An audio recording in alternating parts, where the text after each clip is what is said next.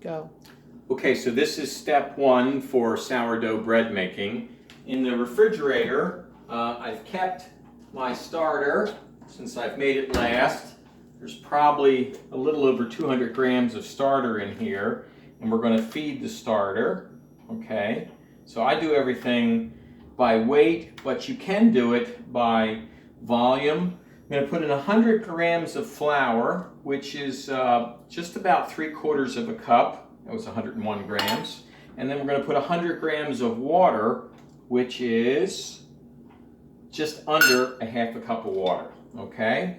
So that's the equal weight of water and flour. About 3/4 cups of flour and just under a half a cup of water. I use filtered water because if you use tap water with the chlorine in it, it's not good for your yeast. I take the bottom end of a wooden spoon and I stir the starter up really good. That was in the refrigerator with what I fed it with. I just give it a good stir. Okay, that's about the consistency. And then to make bread, I love these little Talente gelato cups. And so I'll fill this up and I'll put about 170 to 180 grams of this starter in it, and that's just a little bit under 3/4 of a cup. Okay, so I got in there. All right, that's 182 grams. That's close enough.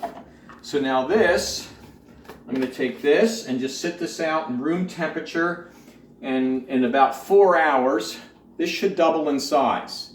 When this is doubled in size, you're ready to make your bread dough.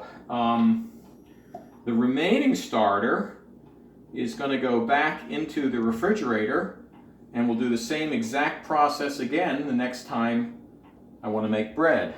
I'll add 100 grams of flour and 100 grams of water. I'll feed it and I'll separate out about 175, 180 grams, and that'll be good.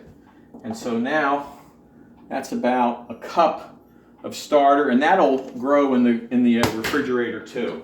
So that goes back in the refrigerator till the next time you use it, and you're done with step one until this doubles in size in about 3 or 4 hours. In the wintertime, when the house is cool, it takes longer. In the summertime, when the house is warmer, this doubles sooner. All right, thanks for watching step one.